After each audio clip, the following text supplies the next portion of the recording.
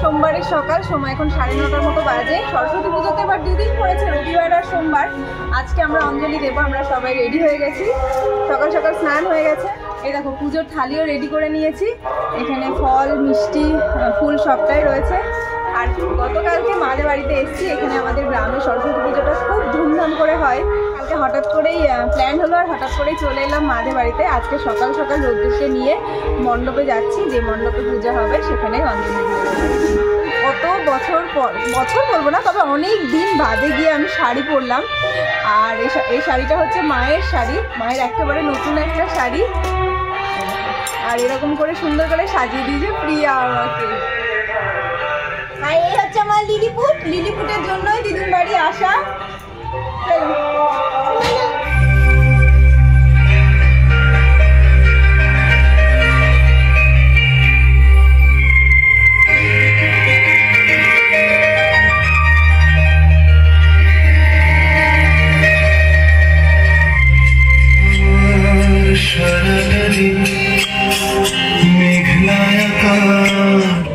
এখনো আমাদের পাড়াতে পুজো বসেনি, একটা অন্য পাড়াতে এলাম, সেখানে পুজো হচ্ছে, এখনো অঞ্জলি দেওয়া শেষ হয়নি, তো সেখানে অঞ্জলিটা দিয়ে দেবো। পুজো দিয়েছে, পুজোর ডালি দিয়ে দিলাম, এখন পুজো করছে ঠাকুরমশাই, একটু পরে হবে অঞ্জলি। মামা মা সবাই ঠিক আছে।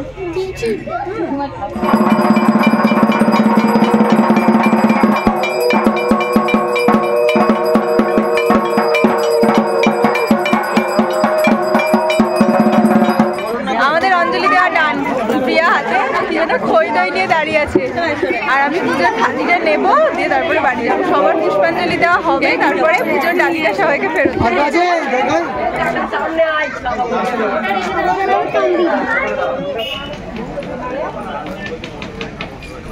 আমরা তো পাশের পাড়া থেকে অঞ্জলি দিয়ে চলে এলাম। এটা হচ্ছে আমাদের পাড়ার, মানে উদয়চন্দ্রপুর যুবক সংঘ ক্লাবের পুজো। আমাদের পাড়াতে এখনো পুজোটা শুরু হয়নি, তো এই পুজোটা শুরু হতে সব পুজো শেষ হবে, তারপরে মানে এটা শুরু হবে।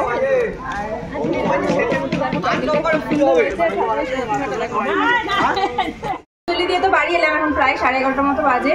ওখানে তো প্রসাদ খেয়েছি, একটুখানি বাড়ি এসে একটু জল খেলাম, হাত মুখ ভালো করে ধুলাম। তো এখন যেটা খাবো, প্রতিবারই এটা খাওয়া হয়, সেই ছোটো থেকে খেয়ে এসেছি। সরস্বতী পুজোর অঞ্জলি দেওয়ার পর দই চিড়ে, যেটা খাওয়ার নিয়ম আমাদের মধ্যে রয়েছে, তারপরে অন্যান্য খিচুড়ি বা লুচি যা খুশি খাওয়া যায়, তো সেটা এখন মাখতে বসেছি। এখানে দই চিড়ে সন্দেশ মুরগি নিয়েছি, আর এখানে রয়েছে দই, এটা মিষ্টি দই। না, দই শুধু শুধু এখন খাওয়া যাবে না, কেননা ঠান্ডার সময় তো। এটা আমি ভালো করে মেখে নিই, দিয়ে সবাই খাবো। সব কিছু দিয়ে চটকে চটকে মেখে নিয়েছি। এটা খেতে না অমৃতের মতো লাগে আজকে। সবাই এবার অল্প নিয়ে ভাগো। আমি একটু টেস্ট করে দেখি, টেস্ট করার কিছু নেই, অবশ্যই মিষ্টি জিনিস দেওয়া আছে, মিষ্টি মিষ্টি খেতে হবে। দারুণ লাগে এই খাবারগুলো, অনেকদিন বাদে বাদে খাওয়া হয়, তো একদিন খাওয়া হয় আরো বেশি ভালো লাগে। আর রোদ্দুর এগুলোর তো ধারের পাশেও নেই। দিদুন গরম গরম লুচি ভাজছে, ওই কারণে দিদুনের কাছে চলে গেছে লুচি। রোদ্দুর এটার জন্যই অপেক্ষা করছিল, গরম গরম ফুলকো ফুলকো লুচি আর নিরামিষ কড়াইশুঁটি দিয়ে আলুর দম। কি গো অঞ্জলি দিয়েছ? কি বলেছো সরস্বতী ঠাকুরকে? কিছু বলনি? ঠাকুরমশাই যেগুলো বলেছো এগুলো বলেছো? কেমন হয়েছে লুচিটা, তরকারিটা? সরস্বতী পুজোর দিন বিকেলবেলা আমাদের বাড়িতে গোটা সিদ্ধর নিয়ম রয়েছে। তো এখানে রয়েছে ভাজা কলাইয়ের ডাল, আর তার সাথে রয়েছে শীতকালীন বেশ কিছু সবজি, এটা বেতো শাক, পুঁই ডাঁটা, বেগুন, শিম, কড়াইশুঁটি, আরও অনেক কিছু এর মধ্যে যাবে, তবে কোনো মশলা যাবে না। নুন বা তেল বা অন্যান্য মশলা কিন্তু কিছু দিতে নেই, এটা পুরো হাঁড়ির মধ্যে দিয়ে সেদ্ধ হবে। আর এই গোটা সিদ্ধটা হবে হাঁড়িতে, তার জন্য উনুন ধরানো হয়ে গেছে, আর এটা জলটাও গরম করতে দেওয়া হয়ে গেছে, একদম ধিমে আছে সেদ্ধ হবে। সারাদিনে আর সেইভাবে তোমাদের সাথে কিছু শেয়ার করা হলো না। আসলে কি বলো তো, সারাদিন গান বাজছে তো, আমাদের বাড়ির একেবারে কাছেই মণ্ডপ, সারাদিন গান বাজছে, তো সেই কারণে কথা বললেই তো কপিরাইট চলে আসবে, সেই জন্যই ফাঁকে ফাঁকে যতটুকু হচ্ছে আর কি। আর তাছাড়াও সেই সকালবেলা অঞ্জলি দিয়ে বাড়ি এসে একটুখানি খাওয়া দাওয়া করে একটা লম্বা ঘুম দিয়ে নিয়েছি। বেশ কিছু চুটুর পুটুর কাজ করেছিলাম, তো সেগুলো করে রোদ্দুরকেও খাইয়ে দাইয়ে ঘুম পাড়িয়ে দিয়েছে, ও এখন ঘুমোচ্ছে। আর আমি এইমাত্র উঠলাম, এখন ওই 4:30 মতো বাজে। এই যে ছাদের জামাকাপড়গুলো নেব। আর আমার মায়ের তো রান্নাঘর থেকে একদম ছুটিই নেই, আমরা আসলে মায়ের তো প্রচুর খাটনি হয়ে যায়। আর তাছাড়াও কি বলো তো, মানে আগামীকাল তো শীতল ষষ্ঠী হচ্ছে, সরস্বতী পুজোর পরের দিন আমাদের বাড়িতে কোনো রান্নাবান্না হয় না, একেবারে সকাল থেকে সন্ধ্যে পর্যন্ত কোনো উনুনও জ্বলবে না, আবার শিলনোড়াও পাতা হবে না, ওই শীতল ষষ্ঠী ওইটা। তো আজকে অনেক রান্নাবান্না করতে হয়, যেমন গোটা সিদ্ধ, তাছাড়া অনেক সবজিপাতি, ভাজাভুজি, চাটনি, ভাত, সমস্ত কিছু আজকেই করে রাখতে হয়, সেটা কালকে সারাটা দিন খাওয়া হবে। তো সেই জন্য মায়ের একটুখানি চাপই আছে বলতে পারো। তবে কি চাপ থাকলেও মা কোনো কাজে হাত লাগাতে দেবে না, মা বলবে আমিই করে নেবো, আমিই করে নেবো। তো মা সেই একটা করে সবজি কাটছে, এই করছে আর কি, মারা এরকমই হয় গো। ডাল এবং সবজি সবটাই হাঁড়ির মধ্যে দেওয়া হয়ে গেছে, এবার ফুটে ফুটে খালি সিদ্ধ হওয়ার পালা। এটা না অনেকক্ষণ সময় লাগে জানো তো, যেহেতু গোটা কলাইয়ের ডাল অনেকটা সময় লাগবে। রোদ্দুরের মিমি, রোদ্দুরের জন্য গতকালকে যখন আমরা এসেছিলাম তখন মিয়া আমাদের থেকে পেস্ট্রিগুলো কিনেছিল, রোদ্দুরের জন্য ব্ল্যাক ফরেস্ট, আর আমাদের জন্য মানে যে যেটা খাবে আর কি, এটা হচ্ছে বাটারস্কচ। আর তার মধ্যে থেকে কালকে একটা, সেটা কি ছিল বাবা, রেড ভেলভেট, যেটা খেতে অসম্ভব টেস্টি ছিল। আচ্ছা স্ট্রবেরি, ওটা খেয়েছিলাম। তো যে কটা ফ্লেভার কালকে অনেকগুলো খাওয়া হয়েছে, তবে কালকে সবগুলো খেতে পারিনি, এইটুকু বেঁচে ছিল। এখন আমরা 3 জনে খাবো, আমি, রোদ্দুর আর রোদ্দুরের বড় মিমি। চামচগুলো কোথায়? এই তো চামচ, এই যে নাও, তোমার যেটা ইচ্ছে খাও। ব্ল্যাক ফরেস্টটা তো রোদ্দুর খাবে, তবে কালকে আমি এটা খেয়েছিলাম, এই যে বাটারস্কচটা অসম্ভব টেস্টি খেতে, ভীষণই ভালো। কেমন বলো? কোথায় যাচ্ছ গো? ঠাকুর দেখতে? ঠিক আছে,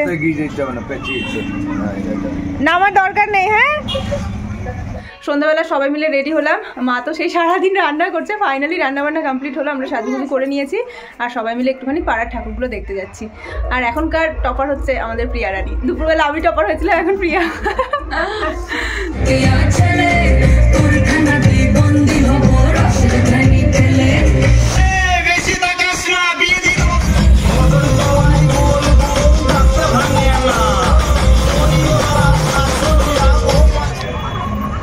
দারুণ করেছে কিন্তু না এই জায়গাটা, ঋতুর বিয়ের সময় এরকম করা হবে, এটা দারুণ করেছে।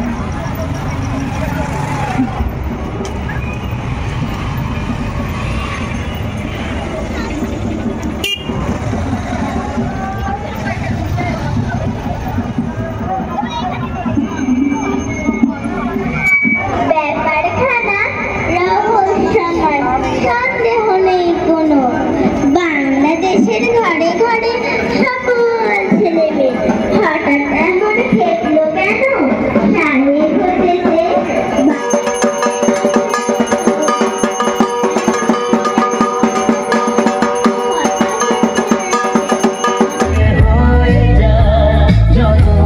আমি ভালোবাসি তোমার।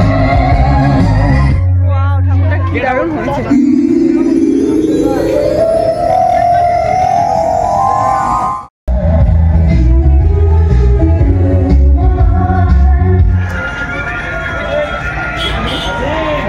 পরবর্তী প্রতিযোগী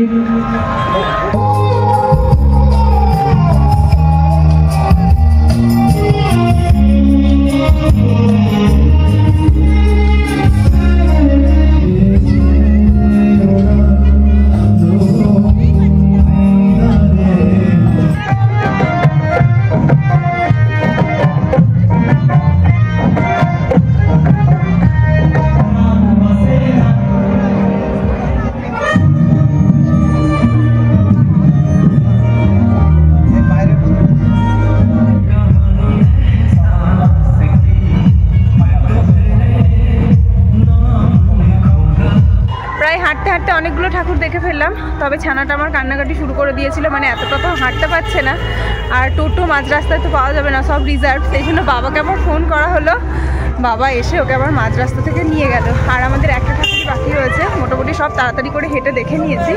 এখন আমরা ঢুকছি স্কুল মাঠে, মানে আমরা যে স্কুলে পড়াশোনা করেছি সেই স্কুলে।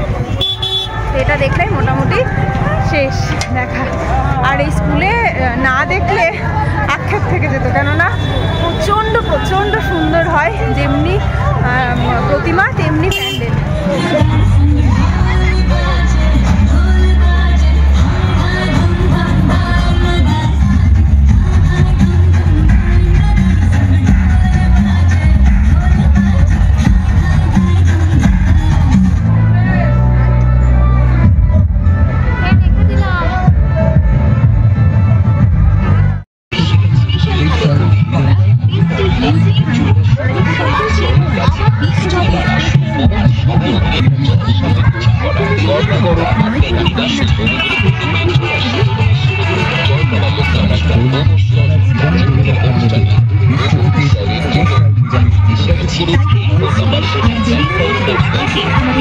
আমাদের